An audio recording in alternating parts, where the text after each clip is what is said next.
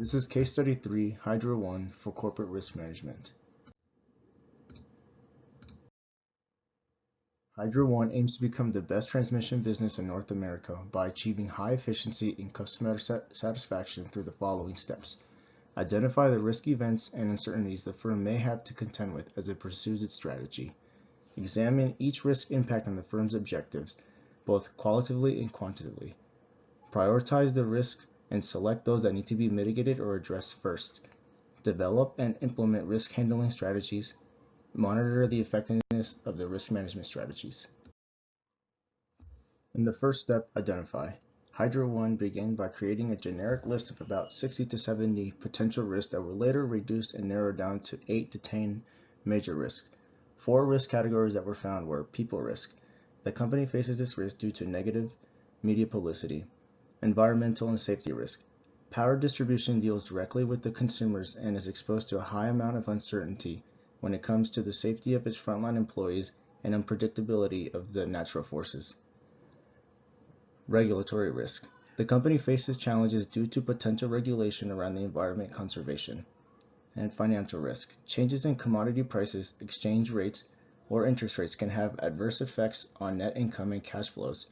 Hydro One has no commodity risk and does not trade in energy derivatives.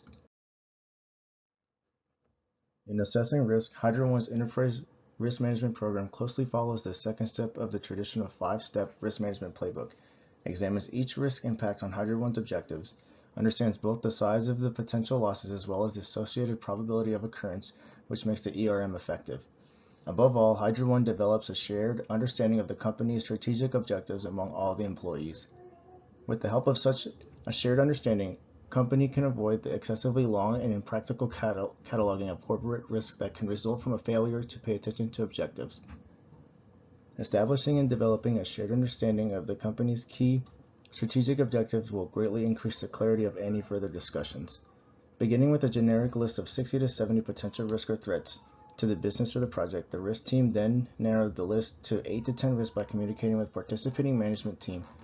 It assures ERM focus on major risks. Next, the participants discuss over the risk one at a time and use Delphi method to vote the risk on the relative significance, which involved a combination of facilitated discussions and iterative anonymous voting technology, and improve the reliability of the evaluation. Then the management team assess each risk by asking, which of our stated business objectives are most threatened by the risk and to what degree, and measured impact for each strategic objective on a 5-point scale: minor 1, moderate 2, major 3, severe 4, and worst case 5. And make sure the management team assesses the risk based on the firm's objectives.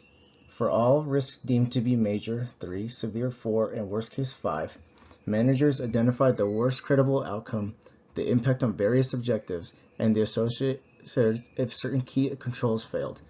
This has proven to be a practical and efficient way to focus on major risks while avoiding excessive detail and complex calculations.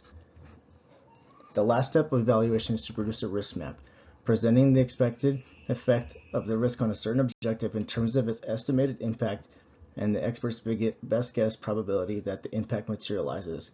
It is a good presentation of the evaluation which is useful and helpful for decision making.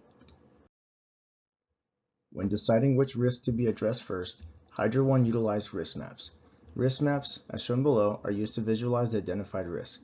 Risks are then prioritized based on their magnitude and probability. The fourth step in the risk management strategy at Hydro One was demonstrated alongside the third step of choosing which risks to address first. Every year, Fraser and his team held 2-day planning meetings with the senior management team. During these meetings, the engineers were directed to elaborate on which risk needed attention and why. This had allowed Hydro One to stop, defer, or change, and to release valuable resources for risks that were deemed to be higher priority. The fifth step in the traditional 5-step risk management strategy was demonstrated during the second phase of Hydro One's plan. The second phase consisted of reviewing the corporate risk profile through a series of interviews with the top 30 to 40 executives, along with half-yearly monitoring and reviewing of risks. This was crucial to Hydro One's success as the risks that were identified were not static and were reevaluated twice a year. The interviews were successful in the sense that the individuals interviewed took the time to review the updates on objectives and summaries of the previous risk assessments to ensure each risk was properly monitored and evaluated based on the upcoming trends and changes.